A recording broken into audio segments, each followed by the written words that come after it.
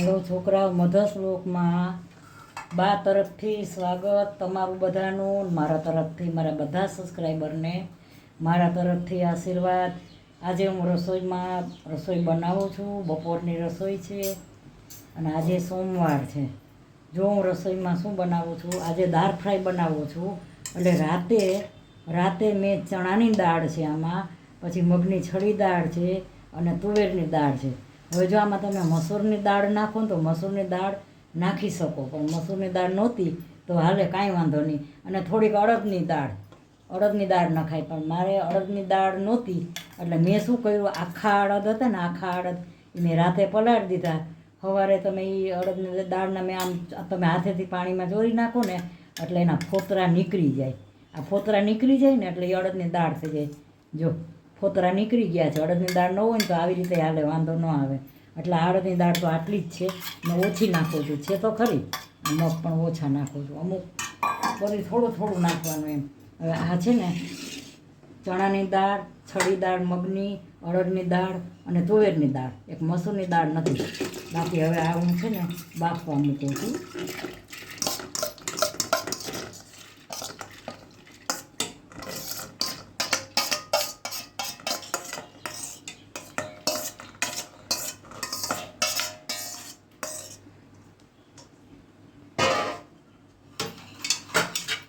હવે આમાં હું છે ને પાણી નાખીશ.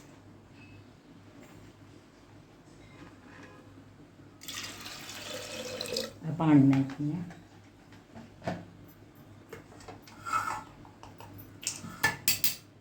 હવે આમાં મીઠું નાખીશ. દાળ ફ્રાય બનાવું છું.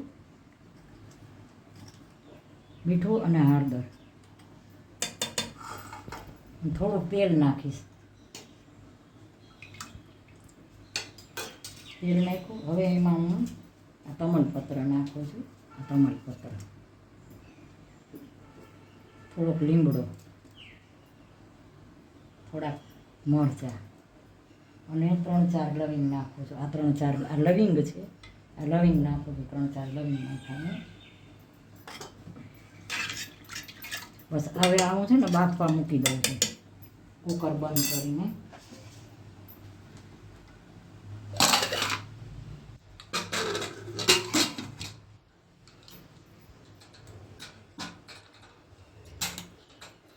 અને કુકર મૂકો ને સીટી પહેલાં ચેક કરવાની, હંમેશા ધ્યાન રાખવાનું. કુકર મૂકો એટલે સીટી પહેલાં ચેક કરવાની, કારણ કે ઘણીવાર સીટી લૂઝ થઈ જાય અને નીકળી જાય. તમે કુકર મૂકો ને એ ભેગું તરત સીટી નીકળી જાય, આ ઉપરનું નીકળી જાય. એટલે આ બધું ચેક કરીને જ મૂકવાનું. અને આમે ભાત મૂક્યા છે, આમે પલાયરા, 3 પાણીએ ધોયા, પલાયરા અને હવે ભાત મૂક્યા છે. અને હવે હું ગેસ પેટાવું છું. થોડુંક લીંબુ નીચોવું છું. આજે લીંબુ નીચોવું છે. દાળ ફ્રાય છે ને તો થોડાક છૂટા ભાત છોકરાને મજા આવે. આ લીંબુ નીચોયું થોડુંક. આમાં દાળ ફ્રાય મૂકી છે ને આમાં ભાત મૂક્યા જ બનાવવા, 2 બાફવા મૂક્યા છે. હવે જો આ ભાત બને છે. જો આ ભાત બને છે, હજી વાર છે ને, પલાયરા હતા. અને આ દાળ ફ્રાયની દાળ છે ને, દાળ ફ્રાયની દાળ બફાઈ ગઈ છે. જો આ સરસ થઈ ગઈ છે. 3 સીટી વગાડી આવી તો જોઈએ ને. હાવ રાત જેવી ન મજા આવે. આ દાળ ફ્રાયની દાળ છે, આ બફાઈ ગઈ છે. આ હું હવે ઢાંકીને મૂકી દઉં છું, પછી વઘાર કરીશ. એ દાળ ફ્રાયની દાળના વઘારમાં હું ડુંગળી મૂકીશ, આ લસણ મૂકીશ, આ મરચાં, ટમેટાં, લીમડો, આ બધું હું વઘારમાં મૂકીશ. દાળ ફ્રાય બનાવીશ ને એમાં.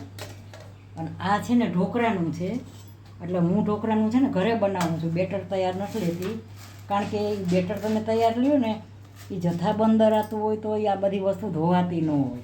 તમે ઘરે બનાવો તો આ બધી વસ્તુ ધોવો, 2-3 પાણીએ ધોવો. વાં સીધું એમને એ લોકો દરાવામાં દઈ દે. એટલે આ ચણાની દાળ છે, આ જીરા રાઈસ ચોખા છે ને, છળી દાળ થોડીક નાખું. આ બધું ભેગું કરીને હું પલાળીશ. અત્યારે પલાળી દઉં છું.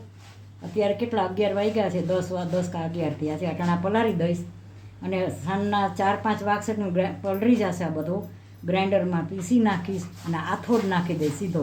એ આથો નાખેલો આખી રાત રાખીશ એટલે સવારે આ ઢોકળા નાસ્તામાં બનશે. એટલે આ ઢોકળાનો છે કાલ સવાર માટે. અટાણે હું ધોઈને પલાળી દઉં છું, પછી ગ્રાઇન્ડરમાં પીસીને પછી બેટરનો આથો નાખી દઈશ છાશમાં. અને આને ભાત બને છે અને આનો હું વઘાર કરું છું. બને છે ભાત, આનો હું વઘાર કરું છું દાળ ફ્રાયનો. આમાં હું વઘાર કરું છું અને આ મરચાંનો સંભારો રાઈવાળો કરીશ. ભાત બની ગયા છે, ભાત બની ગયા છે. ભાત ઓસાવી નાખું પછી દાળ ફ્રાય બધા વઘારવામાં.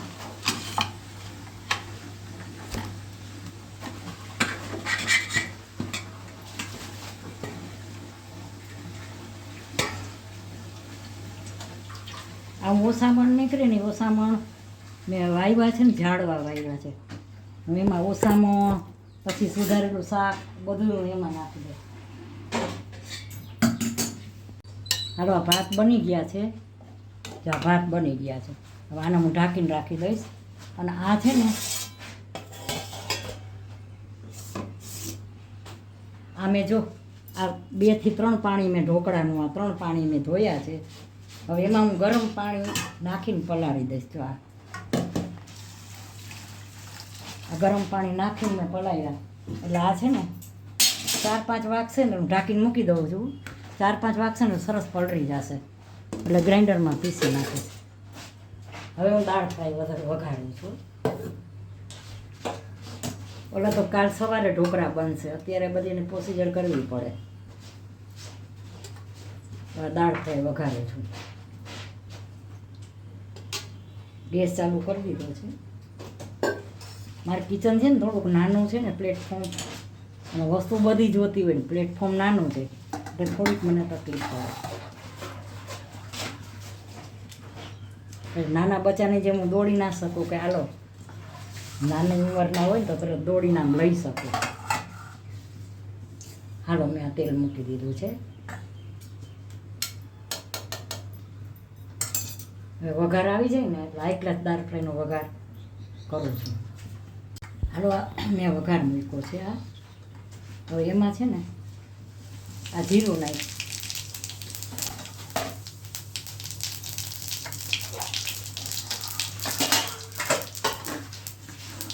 આ જીરું બ્રાઉન જરાક થઈ જાય ને જીરું.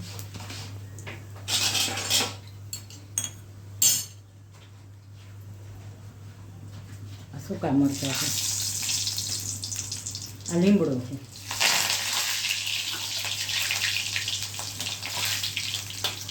આ લીલા મરચાં છે, આ ડુંગળી છે, આ ડુંગળી નાખો.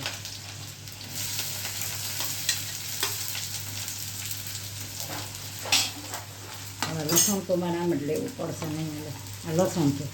આ લસણ, ડુંગળી, લીલા મરચાં, આ ટમેટાં,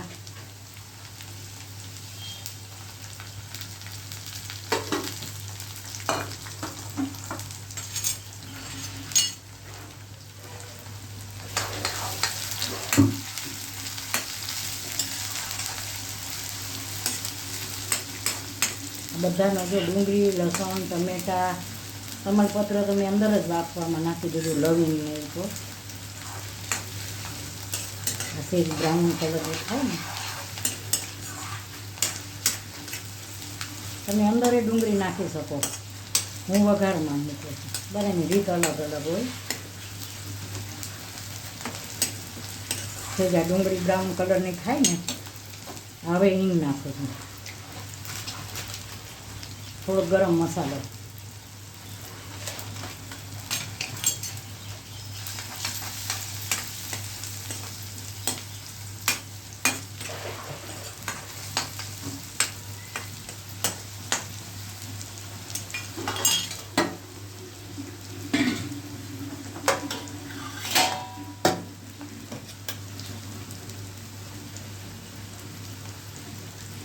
હવે એટલે ધાણા જીરું નાખ્યું.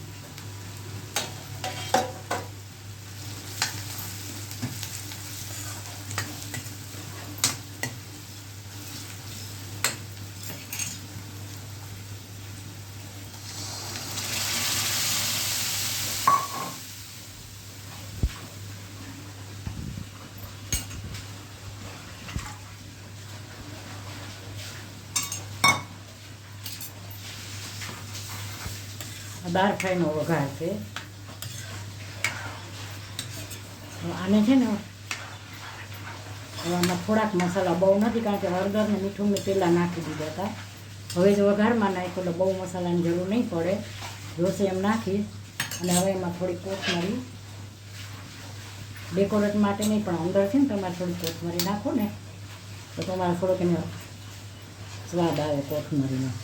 હાઈ ક્લાસ દાળ ફ્રાય બની છે ભાત આરે. હવે આને 10 હજી તો વઘાર જ કર્યો છે. હવે આ ઉકળશે ને એટલે આનો કલર, સ્વાદ બધું સરસ આવી જશે. બધું આમાં બધા મસાલા નાખી દીધા છે. હવે તો આને છે ને ઉકળવા દે. લીંબુ નીચોવી નાખું જરાક. લ્યો, ટમેટા તો મેં નાખ્યા જ છે. ગરમ મસાલો નાખી દીધો વઘારમાં એટલા.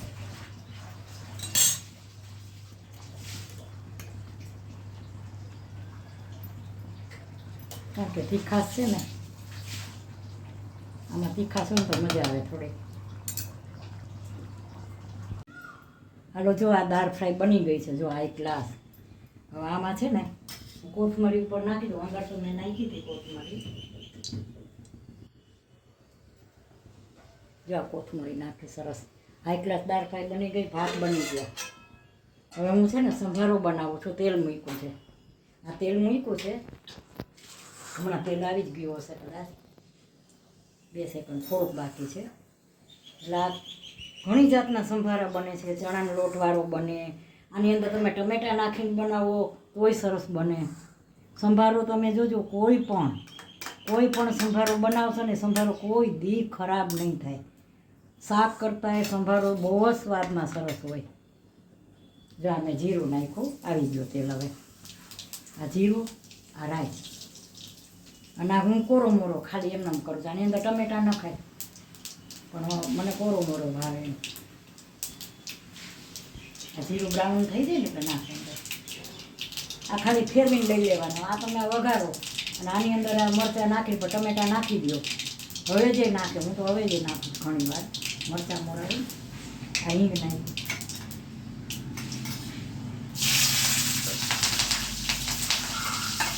એટલે ઘણી જાતનો સંભારો બને. આ મીઠું, આમાં બીજું કાંઈ નહીં નાખું. હળદર, આ ધાણા જીરું ખાસ હોય. અમારો સ્પેશિયલ સંભારો થાય, બહુ સ્વાદવાળો થાય. High class. એમાં થોડુંક લીંબુ આવે. ખાંડ નથી નાખતી. ખાંડ નાખું તો મરચાં પોચા પડી જાય, એટલે ખાંડ નથી નાખતી. જ્યાં સરસ સંભારો થઈ ગયો. અને બહુ નો તમે મરચાં કેવા તળો, બસ એવો જ બનાવવાનો. મરચાં તળેલા હોય ને એવો જ બનાવવાનો. આને બહુ નહીં કરવાનું. ઘણી જાતનો બને. બધાની રીત, જમવાની રીત, સ્વાદની રીત બધી અલગ અલગ હોય. જો સરસ બની ગયો. અને વઘાર બહુ સરસ આવ્યો. હવે તમે આમાં બોરામાં ખાવ તો હા. મેં ગેસ બંધ કરી દીધો. હવે હું લોટ બાંધી નાખું.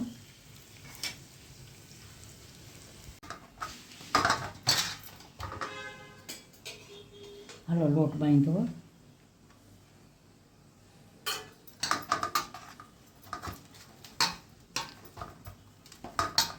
અને છે ને હવે આ લોટ બાંધ્યો ને, હવે આમાં અંદર તો મેં મોણ નાખ્યું જ છે. મને તો મોણ વગરની રોટલી કે પરોઠા કે કોઈ બી નથી ગમતું. હું મોણ નાખું. અને હવે લોટ બાંધી અને ઉપરથી પાછો સોફ્ટ રહી. એટલે હવે હું આ છે ને 10 મિનિટ રાખી દઈશ ઢાંકીને, પછી રોટલી બનાવી છે. રોટલી બહુ સરસ થાય એમ. હાલો છોકરા, મધર્સ બ્લોગમાં બા તરફથી સ્વાગત. અને મારા બધા સબસ્ક્રાઈબરને મારા તરફથી યાદી અને આશીર્વાદ દઉં છું બધાને. છોકરાઓ, આજે મેં દાળ ફ્રાય બનાવી છે. આ દાળ ફ્રાય બનાવી છે આજે મેં. આ રસ છે. રસ તો હજી કેરી સ્ટોરમાં છે ને એટલે કરું છું. અને આ ભાત, મુખ્ય તો દાળ ફ્રાય ને ભાત જ છે. અને સાથે રોટલી, અથાણું ઘરે બનાવ્યું છે. ને મરચાં સંભારો વઘારેલો બતાવ્યો. તો છોકરાઓને દાળ ફ્રાય ને ભાત ને બધું મારી રસોઈ કેવી લાગી, સારી લાગી હોય તો લાઈક કરજો, શેર કરજો, કોમેન્ટ કરજો, સબસ્ક્રાઈબ કરજો. અને હાલો તમે જમવા બધા. બાના હાથની રસોઈ અને મારી રસોઈ કેવી લાગી, સારી લાગી હોય તો સબસ્ક્રાઈબ જરૂર કરજો. અને મારો વિડીયો શેર કરજો અને સપોર્ટ જરૂર કરજો. બાય બચ્ચો.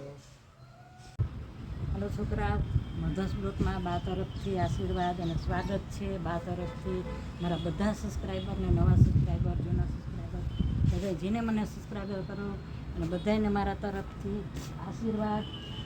બાય બચ્ચો.